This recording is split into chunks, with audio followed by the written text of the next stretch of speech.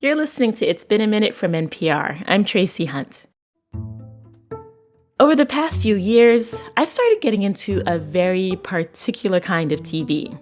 Shows about crazy rich, power-obsessed, ruthless, mostly white dudes competing to screw each other over and have the biggest Scrooge McDuck pile of money to swim in. Shows like Succession. Look, here's the thing about being rich, okay? It's great. Okay, it's like being a superhero, only better. You get to do what you want, the authorities can't really touch you, you get to wear a costume, but it's designed by Armani, and it doesn't make you look like a And Billions. Walk away. I should. But then again, what's the point of having you money if you never say you? The greed of these characters is just equal parts grotesque and fascinating to watch. But there's another show in this category, HBO's Industry. It's about the finance world, but it shifts the focus to trading floor analysts, a group that's younger and more diverse than you would think. The show is set in this finance world, but it's really just about the relationships and watching all these young people sort of claw and gnaw their way through a really pressurized, hierarchical, sexist, racist, money-forward environment. That's Myha'la Herrold, one of the stars of Industry. Its second season is airing now. Myha'la plays Harper, a young Black American woman working for a bank in London. And one thing to know about Harper, she's just as ruthless as the characters in those other shows. The only difference, the stakes are much higher for her. We have to do just a little bit of extra work because the second they see you waver at all, there's just a little bit more stacked against us. I talked to Myha'la about the second season of Industry, how Hollywood can be just like the cutthroat world of finance, and why it's important to back herself. Enjoy. So I have to say, watching this show, obviously I'm Black. Me too. And watching that first season was harrowing for me because it just brought out all my auntie protective side over you. Okay. Oh, well, I appreciate that. Because I also remember that feeling of starting in my job, being the only Black girl or one of the only ones. But one thing I found really refreshing about Harper is that she really does not traffic in respectability politics. She is not afraid to yell at people, cuss them out, just take up room in the office. Let him. I'm not your keeper. Well, maybe I'm your keeper. We should remember that. How do you think she got to that point in her life? That is a fabulous question. I'm a young Black woman, too, entering my own industry at the sort of bottom of the pail, and I'm clawing my way up and doing whatever it takes to get to where you need to be. And what I discovered very quickly was that as a Black person, no matter what anyone says, there's always expectations, good, bad, or otherwise, of who you are, what you're going to bring, what you're capable of, etc. So I understood it was my job to make myself undeniable. I need to come in with all the questions y'all think you're going to ask me answered. And more. I need to come in with what you expect me to bring and more. And I have to convince you that I belong here, even though I've been asked already. I took that from my own experience and then added the pressure of Harper really believes that if she can't be in this place, if she doesn't stake her claim here, going home is like a kind of death. It's not an option for her. And we don't really know why she can't or doesn't want to go home. We find out more about it later, but to her, everything, her life, her value, her purpose, her success is riding on this job. So she really doubles down and she comes in with the thought that she's just going to be like, I'm going to make myself undeniable. And then as soon as things start to get really hard, she's like, I'm going to just double down and never let anyone think I've made a mistake. And more often than not, I'm like, sis, what are you doing? Tell the truth. It's going to be fine. But for her, even letting them see her crack a little bit is off the table. Right. Yeah. I think I saw in the Vulture interview, you said something like, I see a lot of myself in Harper, except I don't do crazy. Yeah, I did say that. Yeah, I think that's true. I mean, if there were a handful of things different about me or my life and, my family situation or whatever, if there were a few things different, I may have ended up just like her. I think she's just lacking some confidence and some love, even though she's got it on lock on the professional side. Socially and in life, she just doesn't believe that she belongs. But I've always believed that I do belong, and, I'll continue to work and make my way, and things will be fine. You don't have to act crazy to get somebody to like you, you know what I mean? But, Harper's my girl. I'm never gonna, I love her. I really do, I get her. Yeah, me too. She's, as much as I'm like, girl, relax. Right. What are you doing? Coming up, Myha'la talks about creating recognizable characters that you can't put into a box. Stay with us. So you said that when you joined the show, the two creators, Mickey Down and Conrad K, approached you and were like, we're not Black American women, so we need you to fill her out. That sounds like a lot of pressure to come up with an authentically Black character. How did you approach that? Right. Well, by no stretch of the imagination did I come up with this character by myself. No. Yeah, Harper on the page was all there. The only thing that they meant by, fill this with yourself was, there were some moments in the script, where Harper presented, very anxious and apologetic and nervous. And there were some situations in which I thought that just wasn't something that I, as a young Black woman trying to make my way, would let anyone see me do. So that there were those moments. Or, if it was something that they wrote that was, a very British slang or inflection, I said, can I say this way? Because it feels more American. Right. So those were the moments in which they said, there's some things we just don't know. Can you fill it with what you know? And it was less building of a character than it was allowing my own experience to influence what they gave me ahead of time. Yeah. One thing I really like about Harper is that her hair this season, when she's at work, it's in this tight little bun, and then after work, it's happy hour. Harper is with all her curls around. How did you and hair and makeup team up to conceive her look this season? Yeah, I feel very blessed to say we are super collaborative with our hair, makeup, and costume team this time around. I told them, I was like, I think Harper is kind of a one-do kind of gal. I don't think she has a lot of time or energy to put into her hair. Yeah, the first season was box braids, for the whole season, right? Yeah. Easy. Hasn't redone once or twice, maybe. But this time around, the conversation about how we were revealing ourselves, the intimacy, the emotional aspect of all these characters, we really wanted that to show through in our looks. So at work, it was a unanimous out of her face in a bun, something easy.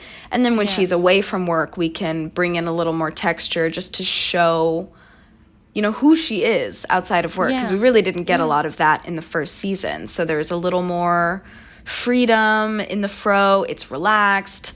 This very much taking her hair down thing from work. She was doing that, you know what I mean? Right, and of course I was excited just to show natural texture on film, just because even though we have a range of Black hair and the conversation around Black hair and the inclusion of Black hair on screen is so much more than it was even just a few years ago, I really wanted to show my natural texture in a bit more, less contained, more free way, which I was really proud that we could do that. Yeah, and you should want to, because the fro was magnificent. Right. It was great. Thank you.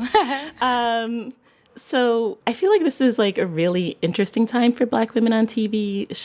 With shows like P-Valley and The Bear. They're giving us Black women who are recognizable, but still you can't put them in a box. Yeah. You've mentioned wanting to create your own shows. How are you writing characters that don't fit into a box? I always find that my most authentic work is created not when I'm setting out with an exact purpose to send a message. I come from a place of honesty. I just come from the feelings part. So if I'm writing something, I'm thinking, okay, what does this person want? What won't they do? What will they do? What are their struggles? What are their shortcomings? What are their whatever? You know, I build the character's inner life. And then if I'm doing it in the context of being a Black woman, it's going to mean so much more without me even having to put that effort in. You know what I mean? Because I am, it will exist. Right. And I think Industry does a really beautiful job in that because, you know, there's all different colors, classes, sexualities on the show. And we've never set out to make a big statement or a commentary on what that means that you're putting these people on the screen. You just allow them to live, and because of who they are, it paints a picture. Yeah, I think that's so true. And I think it also works in the as an audience member because like you said, the show's not making any commentary. It's not like it's just putting these people there, putting Harper there at the center of it. And like, you know, me being a Black woman, I'm watching it and I'm and I'm putting like my experience into it. So yeah, it is like a two-way street as far as like, you know, putting things in context. Right. And I love that you said that, like that you were like, I'm watching this and as whatever the viewer may be, I'm relating it to my own personal experience and putting it in my own context. And I think great art does that. It, one, allows the audience to do that, to come to their own conclusions, to start conversations, and it doesn't force them to think a certain way. Up next, Myha'la really wants to set the record straight. Stick around. So one thing you and I have in common is that we were both raised by single moms. And I considered, you know, growing up as a single mom such a privilege because I learned really early to be like self-sufficient, you know, to nurture my friendships, to like, you know, how to make found families, not just your blood family and all that stuff. You talked a lot about how much you love your mom and how supportive she is. How did having her support allow you to create and play this complicated woman? I don't think I would be able to do anything without that support from my mother. I mean, you know, life is like hard enough as it is. And then if you go into an industry that can be incredibly unforgiving and you're getting 99 rejections and a possible one yes for a job, and you just have to keep fighting and push through that, you know. My mom was always like, you can do anything that you want to do, that you set your mind to, that you work on. You can do it if you want to. And I know that you have the power to do that, so you go ahead and do it. And even there were many, many moments where I was like, I should quit. No one's ever going to hire me. I'm XYZ, blah, blah, blah, whatever. And she was always there being like, who are you? What is that? Because you've never felt that way. You are as gifted and as driven as you've ever been and you ever will be. Yeah. So yeah, I don't think I could have done anything without my mother. And particularly in the context of Harper, like, yeah, no, actually, I was going to try to make some parallel, but there just really isn't one because it turns out it turns out Harper's mother is horrible. So, you know, there's nothing really I can say there. It's like your mom is great. Your mom is perfect. Harper's mom, we don't need to talk about it. There's no parallel. Yeah, I was like, no, let me not reach here. Let me just tell the truth. It's just there was nothing there. That was all my imagination. Yeah. Now I'm thinking of like our earlier thing where you were talking about if one thing different in your life, you could see yourself being a Harper. And I'm like, is the difference maker your mom? Like just different moms? Yeah. Probably. If I had different family, then probably. Yeah. So building a character is one thing, but I want to talk about the control that you feel you have about how you're perceived. You know, you talked about being conscientious about how you're perceived on set. And on press tours for the first season, you talked about wanting to channel Rihanna. We're all trying to channel Rihanna. Word. So, come on. So I'm wondering, 2 years later, what is a person you want to put out in public, and do you feel you can control it? Do I feel I can control it? No. There is, let's see. Who do I want to put out there? I always try to come with my most authentic self. And something that I'm learning, the more it seems that people want to get to know about me and my work, is that because I have no control of the perception of it and how it's then put out into the world, I find myself being less open, not less honest, but, you know, there are some things you can just choose not to talk about. The less you share with people, the less they can misconstrue or, you know, misperceive or whatever, which has been kind of a difficult thing for me, a practice I'm currently using, just because I am like an open book and I am really honest and I like sharing myself with people. I'm an actor, so obviously I don't mind that. And so the difficult part has been sort of like preemptively deciding, okay, what areas of my personal life am I not comfortable, or even in my work, am I not comfortable sharing just to protect them? Because I don't want anyone to misunderstand, or God forbid, somebody reads something that's, you know, out of context or misquoted, or, you know, once it's out there, there's hardly anything you can do about it. In fact, let me clear this up right now. I was never on Broadway, ever. I was never on Broadway. I was in a second national tour of a Broadway show. Not the same thing. And that was when I was like, oh, cringe, because a bunch of my friends are on Broadway in that industry. And they're going to be like, this girl's going around telling people she was on Broadway. No, I'm not. I promise that I'm not. I'm always saying I was in a second national tour. It's not the same thing. And I hope that one day I can say I have been on Broadway, but that day has not yet come. But it's that sort of thing. You know what I mean? Right. Well, you haven't been on Broadway, but you have a background in musical theater. Do you think Harper would like musical theater?